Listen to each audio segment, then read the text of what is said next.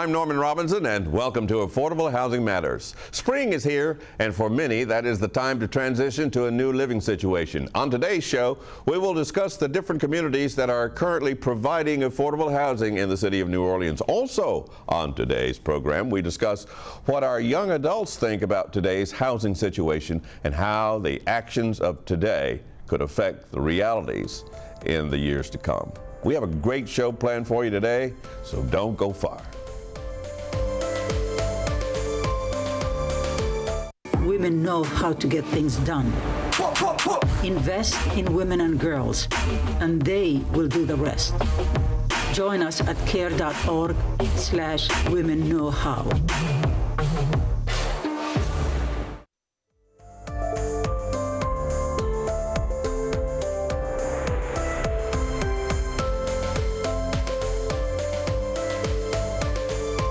The Housing Authority of New Orleans strives to offer affordable, clean, safe, and growing communities to their residents. Each of their communities offer a variety of amenities that allow their residents to thrive and grow in their homes. Here now to discuss how they create these communities is Ms. Yvette Hester, the Executive Director and Chief Administrative Officer of the Housing Authority of New Orleans. Ms. Hester, it's nice to have you back. Thank you for having me again. I really appreciate it. Well, you know what? You did all right the last time you were here. So I think you rated a second appearance. Okay, thank you. Thank you so much. The question is, how is the month of April treating the Housing Authority of New Orleans? Well, the month of April is National Fair Housing Month, and it's based on the legislation that was passed by President Lyndon Johnson in 1968, which stated that, we cannot discriminate against anyone for renting, buying, or financing a house, and for our residents. So that goes in tandem with the Civil Rights Act that was passed in 1965. It right? was. It was Yep. to prevent segregation in communities that had happened over the many decades. So what does HANO bring to the table in its support for Housing Month? In support of Housing Month, we have programs that help people lead to economic independence. And we have two signature programs. One is our homeownership program, where our families participating in our Housing Choice Voucher program can use the rental assistance that they receive towards a mortgage. And we will subsidize that mortgage for 15 years for families and 30 years for elderly and disabled families. So what are the numbers when you look at that in terms of trying to gauge your success? So since 1999, we've helped people become homeowners at the tune of over 500 families. And last year alone, we closed on 18 homes for families to move into. And this year, so far, we helped 5 families become homeowners. Well, that's a mighty big hill to climb in the face of higher mortgage rates, and also the face of just higher housing prices. So yeah. How do you reconcile that? Well, it's difficult. It really is difficult. The price of money has gone up. The insurance cost is a contributing factor, and is a barrier to becoming a homeowner nowadays. But we work with families with different programs. The city offers a down payment and closing assistance program, which does help our families become homeowners. And then there are other pledges that are made from the business community that will help families, get over that barrier. Mm-hmm. What kind of inroads are you able to make on the affordable housing crisis? When you look at what programs you offer? Well, the inroads that we are able to make at the moment is we are working towards the goal of building generational wealth for our families. Mm-hmm. And we have another program called the Family Self-Sufficiency Program.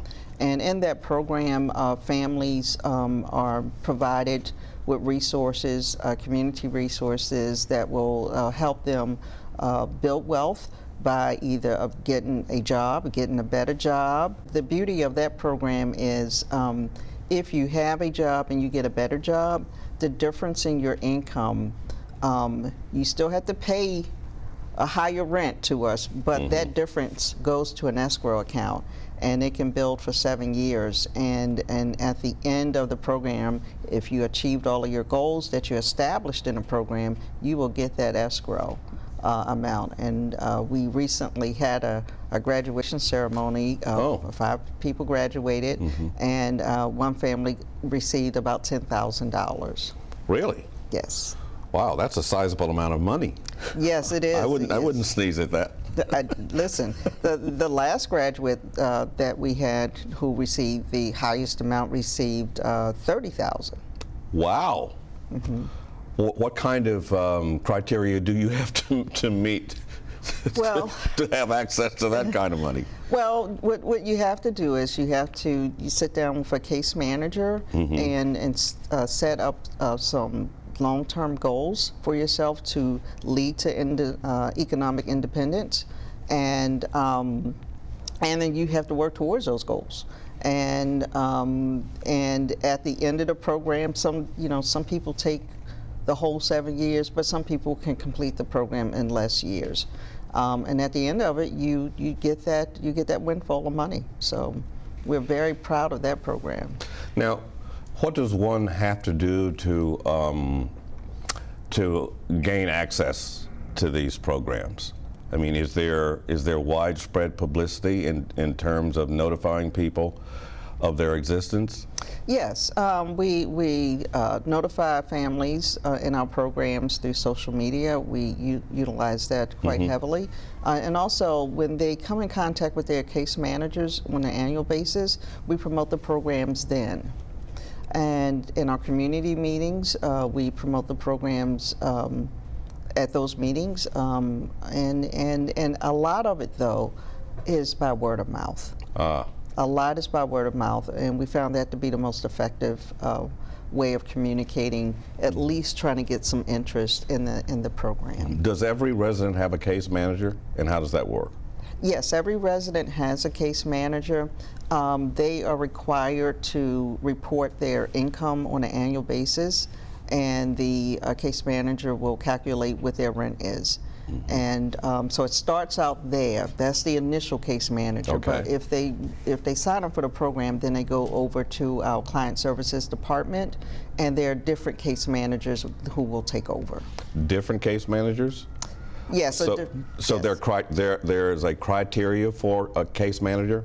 Well, we have case managers that assist families with services, and then we have case managers that calculate the rent or the compliance, review the compliance information on an annual basis, which is required by law. I was trying to get to whether there are, for instance, if there is a case manager for people who are experiencing mental health issues, things of that sort, or some Yes. kind of medical issue that... Yes, we have case managers in our client services department, and they assist with an array of services, provide an array of services, or connecting families to an array of services. How many communities does HANO service? Oh, we service over 14 communities, and but most of them are third-party managed. But we do manage 2 properties and a number of scattered sites throughout the city directly. Directly. And so what happens when you have to refer cases to those communities that are managed for you by private companies? What kind of oversight do you have? We have asset management oversight, so we look at their financial records and all of the other metrics that they are contractually obligated to fulfill and to perform. But most of the sites have their own case managers or some type of supportive service staff to help families there on site. I was asking that question about oversight of the private properties because, in the news from time to time there are complaints about maintenance issues. So how does HANO address those kind of challenges? So if people are experiencing maintenance issues, they are to go directly to that property. That property manager that we have a contract with is obligated to service those maintenance requests. So how does HANO then provide, when you think about all of the economic problems that the country and this city in particular happens to be experiencing, how does HANO afford to provide affordable housing opportunities for so many people? Well, we get a lot of our resources from the federal government, and it is determined, the amount is determined by Congress every year. So we're able to use those resources, and then we leverage those resources to help us expand affordable housing. So we will form these public-private partnerships that enable us to develop new housing in the community.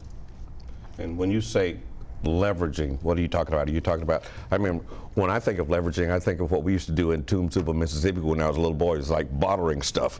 I'll give you a pound of butter if you got a bag of sugar. So when you talk about leveraging, are you giving up something to get something? Well, yes, and typically when we expand affordable housing or build new affordable housing, we hire a developer, and then that developer will can go in the private market to raise equity, but we may pledge resources to that development that will allow the whole package to be to allow the package to go forward so that we can build affordable housing. Now, a lot of private developers get very, how should you say, squirmy about entering relationships with public agencies. How are you guys doing for partners in that arena? We're doing pretty well. We have about 12 projects in the queue right now. Oh. And so we're doing very well in terms of attracting developers to the table.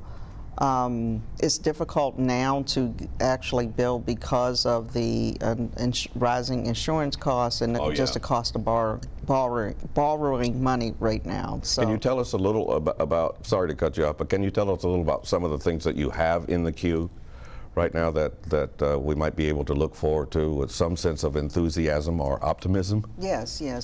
So at the top of the list right now is the Winn-Dixie 2 site, which is right off of Basin Street. We developed phase 1 of it called City Square 162, and there are 76 affordable and market rate units in that property. And we are at the, we received funding from HUD, additional supplemental funding from HUD to help build phase 2. And the developer also received 9% tax credits. That's the equity that's raised to help the project get in the ground.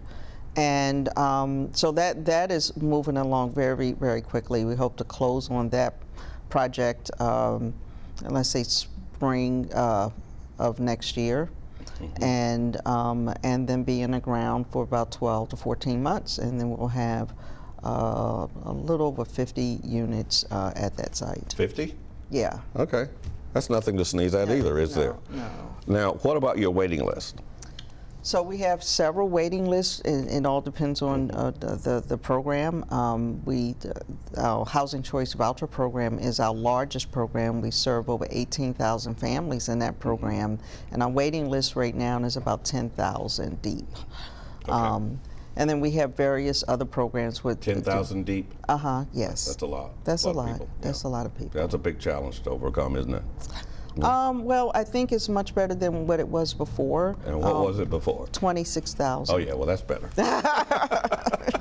That's definitely better. Well, thank you for visiting with us, and thank you for giving us some very significant and helpful information. Miss Yvette Hester, Executive Director of the Housing Authority of New Orleans, good luck to you, and hope to see you back here in the not too distant future.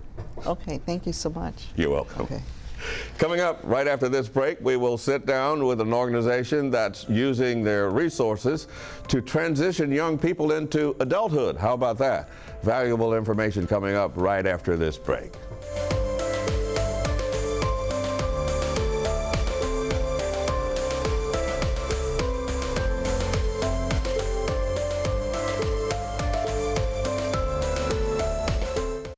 Our money, she's my purpose. I'm here to walk with her, hold her hand until she can walk alone. Kind of like being a father in this world.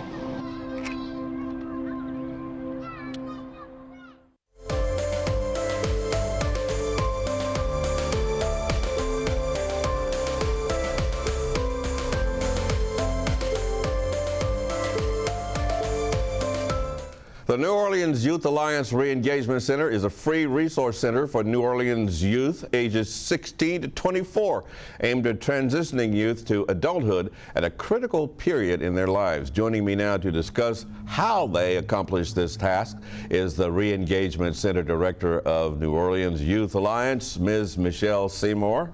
Ms. Seymour, welcome to Affordable Housing Matters. Thank you for having me. So tell us about New Orleans Youth Re-Engagement Center. It's the first time hearing of it. Yes, so we are a relatively new program. We actually launched in June of 2021, and it started because we recognized that there was a gap of simply a resource center for young people to get connected. When we talk about stability for young people, we do often think about college and career opportunities, but that requires a lot of preparation and support to be able to go into college and career successfully. And so that is what we do. We were created with young people and designed by community partners, our community college system, and also career agencies to develop this free resource program. And we are nearing our 2-year anniversary in June. All right, so that the word stability is very important when you talk about this particular age group, 16 to 24. Absolutely. And some of the things you're talking about are just life skills, things that people don't learn about through their first 12 years of education. Yes. So what you're trying to do is compensate for that? Absolutely, and other ways too. One of the biggest concepts that we talk about the Re-Engagement Center is around community connection. When you think about the great parts of your memory and your childhood and the experiences that you have, they are often tied to community, and especially in a city like New Orleans where community is our greatest asset. And so for a lot of our young people, they feel a disconnection from community, they feel a disconnection in school and in the workplace. And what we're trying to do is not only get them connected to resources, but give them a space where they know they're supported and they're seen and feel valid.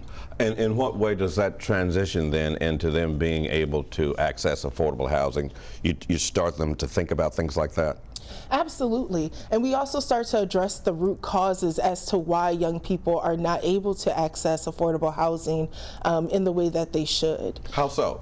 Well, for a lot of young people, and just like a lot of our residents here in New Orleans, affordable housing is almost becoming a term that doesn't really exist, right?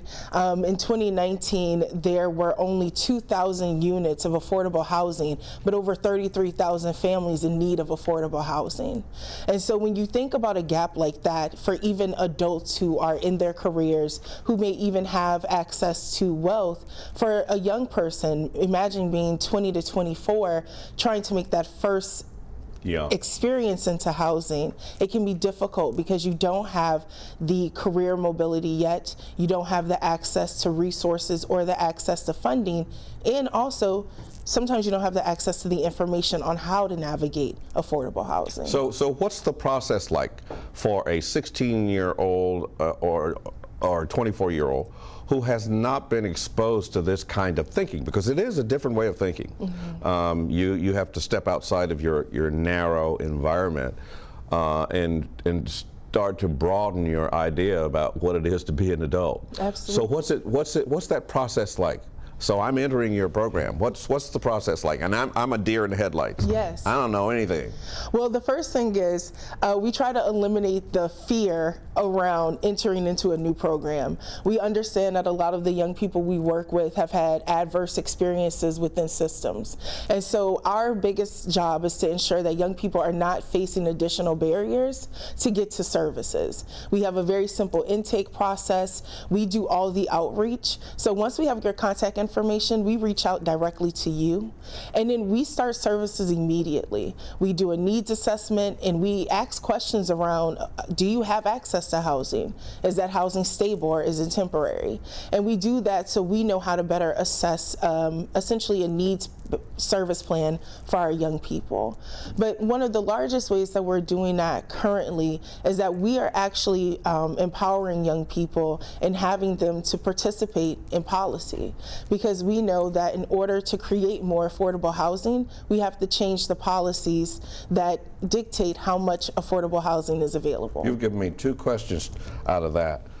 I mean, what do you mean by access to policy? Access to policy. So, you know, when we are living in our lives, in our everyday lives, when we think about our current infrastructure in the city, when we think about having access to not only affordable housing, but housing that is safe, housing that is up to date and renovated, a lot of that is not driven by just a personal decision, but there are policies in place that dictate, well, hey, you have X amount of years to actually get your property up to standard, or this is the rent cap that you can charge, right?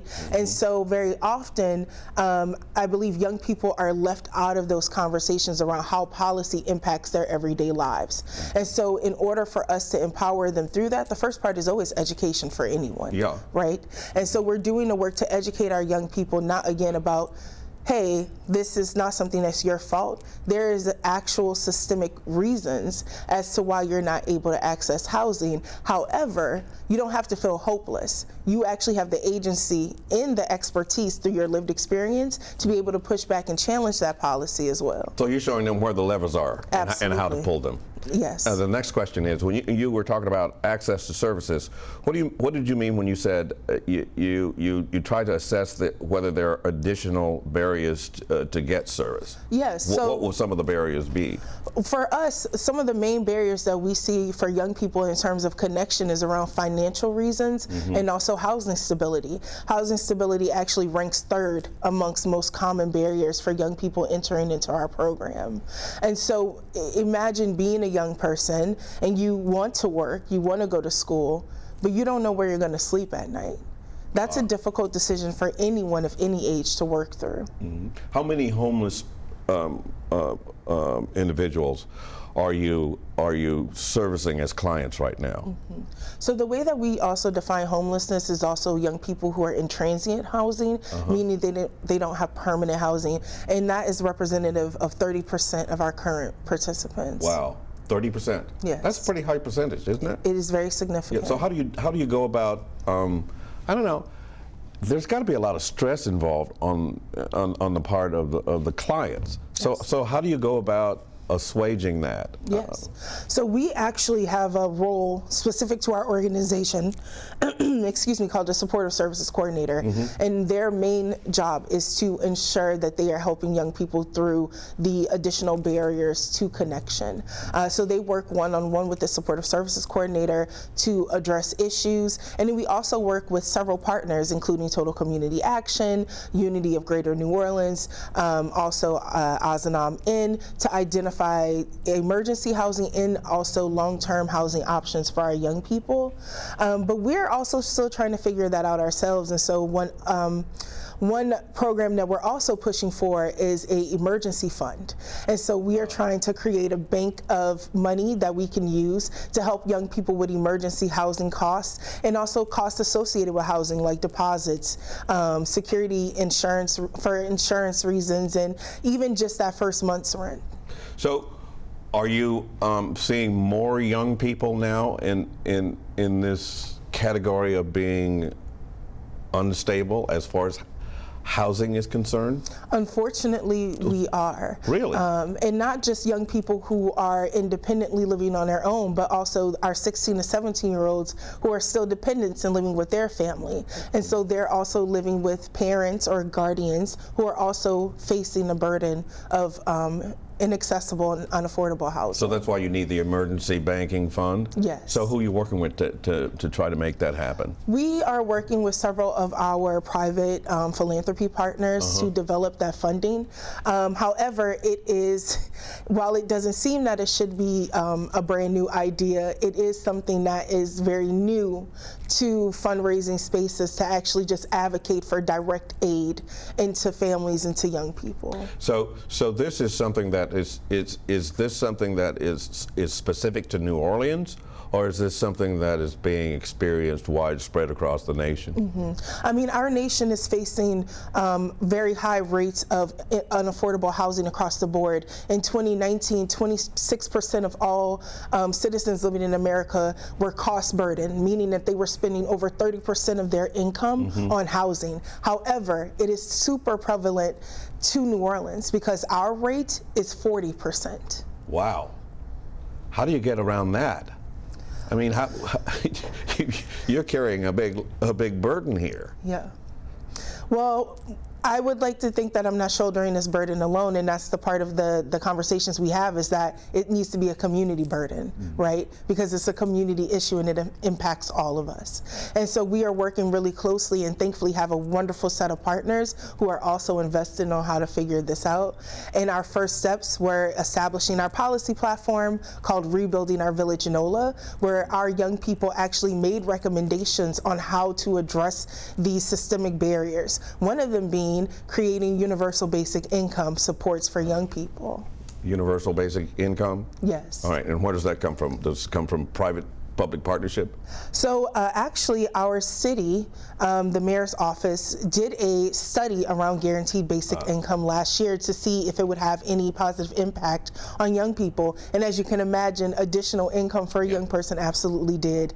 And so we're hoping that that pilot and its study is a motivation and also allows other foundations to invest in that funding. Well, thank you for bringing something new to the table. We appreciate you being here. It's Michelle Seymour, Re-Engagement Center Director for New Orleans Youth Engagement Center. Good luck to you. Thank you. You're welcome. That concludes our program for today. We would again like to thank our guests for joining us on the program today. And remember, if you would like to watch or rewatch any of our past programs, just scan the QR code on your screen and it will take you right to our YouTube page. There you can view all of our past episodes at your leisure. I'm Norman Robinson, and we will see you next time on Affordable Housing Matters.